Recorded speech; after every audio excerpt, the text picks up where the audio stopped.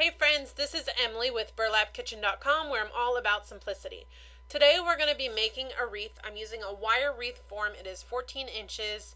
I'm using some burlap, and the burlap is the 5.5 inches by 30 foot. You'll need 2 rolls of those. You can use different cutouts. I'm going to show you at the end how you can kind of switch those for each season. And I wasn't sure if I wanted the brown craft paper or the regular printer paper, so we'll see. And also some zip ties.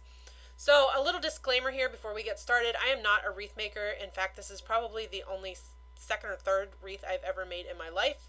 So what we're going to do is we are going to start with the end of the burlap, and we're going to fold it into quarters. And then I am just going to take a zip tie, thread it through the burlap, and then I am just going to secure it right to the end of one of the sections there of the wreath.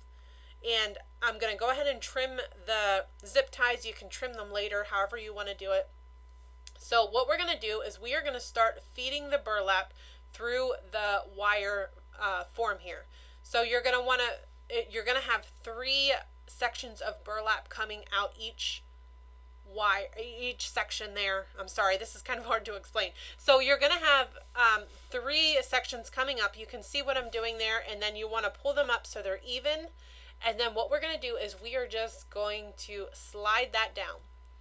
And you're going to have to fiddle with it a little bit just to get it to look the way that you want, especially the first one. That way you have something to go off the rest of the way around the wreath.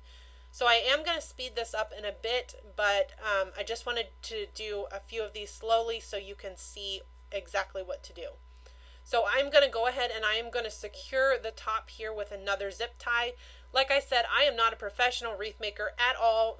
Maybe you are, and maybe you have a better way to do it, and that is great. If you do, go for it. But this is how I do it, and this is what I find easiest. So I'm just securing the top there with another zip tie, like I said. Now what we're going to do is we are going to go down. So the first time we went up, and now we're going to go down. So it doesn't matter, if you start on the top or the bottom. Just when you get to the next one, you have to go the opposite way, if that makes sense. So now we're going to go ahead and go down. I'm going to do the same thing and feed that burlap through each little section there. I'm going to pull it up to make sure it's all the same size, and I'm going to go ahead and slide it down, and then I'm going to twist it, and then I am going to go ahead and add my zip tie there to secure it in place. And you guys would not believe this, but I literally put every single zip tie on backwards. I kept having to edit the video. Every zip tie I put on, I'm almost positive they were all backwards. So that was fun. Anyways, now that I scrunched that down, I'm going to go ahead and speed this up super fast because this project is a little time consuming.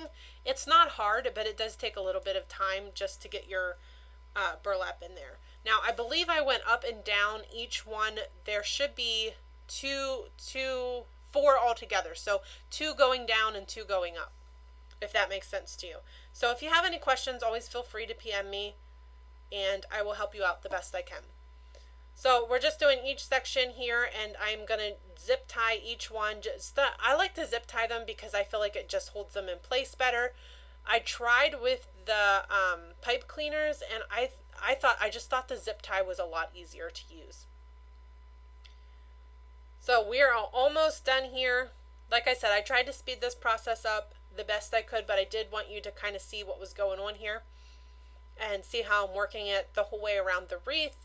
And I just keep scrunching it. Every time I pull those pieces through, I just scrunch them down and zip tie it. Now I'm getting to the end here, and then I'm going to fold up another piece in 4. Well, that end piece there, I folded that up into quarters and zip tied it.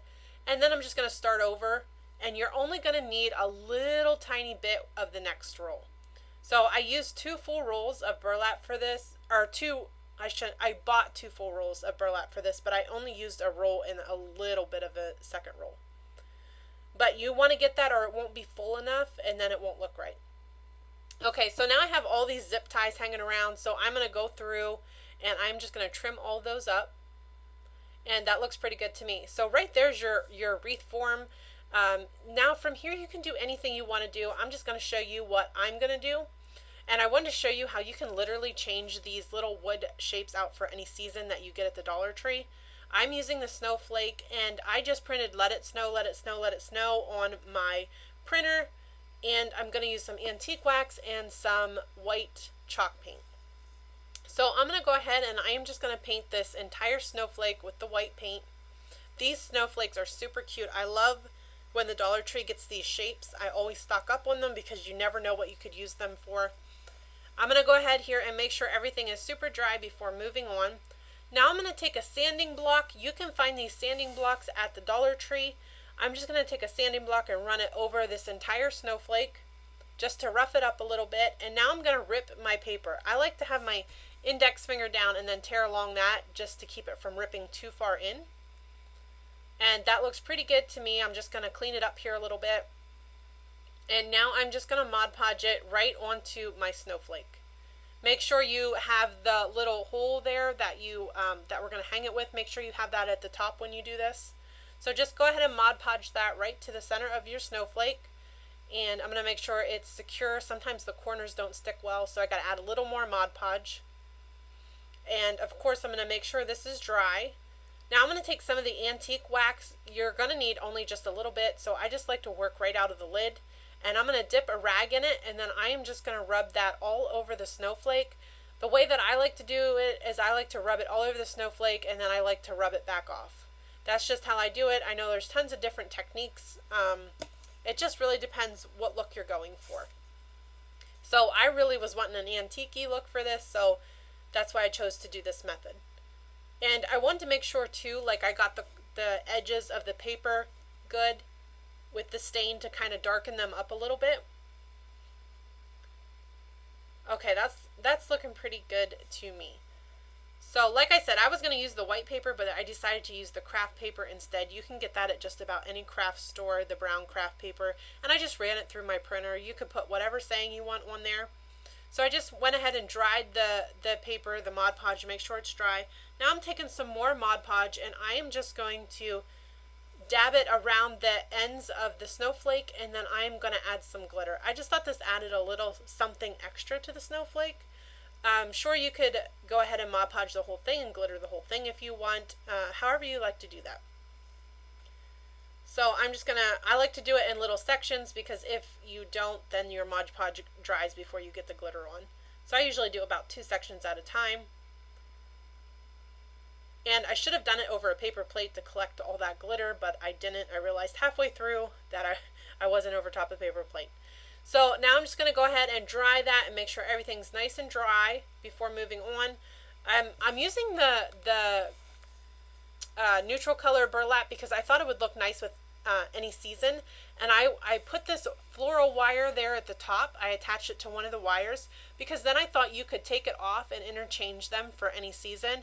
But that is totally up to you. After making this, I thought, man, I bet red burlap would have been gorgeous with that white snowflake.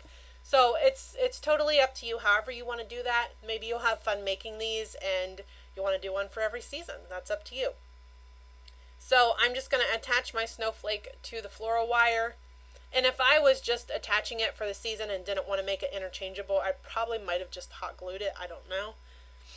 But either way would work. So now I'm just taking some ribbon, and they are about 13 inches long. 12 and a half, 13 inches long. So I am going to just go ahead and tuck them under my wire, and then when the next season comes, I'll just gently take them out.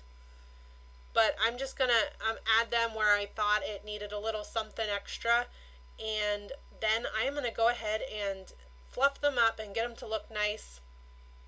And I thought I needed one more. I had to rearrange them a little bit to get them to look right.